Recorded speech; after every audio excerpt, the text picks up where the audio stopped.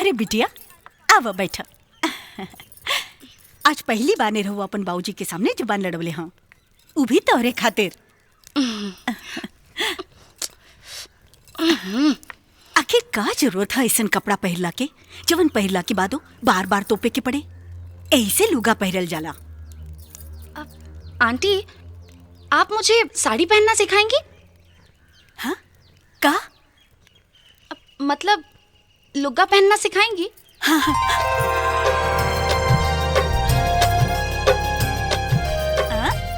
अब हमारा असली पता हो लगलू।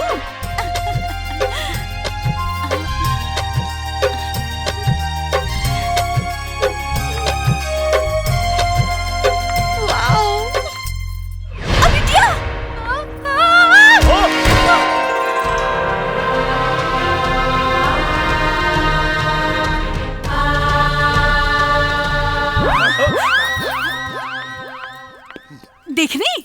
अरे हम का देखी? रोज रोज एक नया नया नौटंकी देख के हम तंग आ गइल बानी। हमरा ऊ मतलब नहीं खे।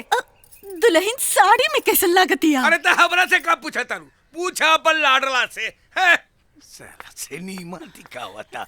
हाँ, नाके पे गुस्सा रहला। चला। साड़ी में तो ऐसा लगता रुकी।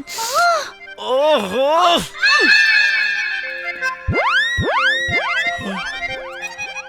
मन तो करा था कि कोरा में भर के कोरा हो जाए। क्या है? कुछ ना, साला बियाह के बादो बाण के बाणे रह गए। बाण?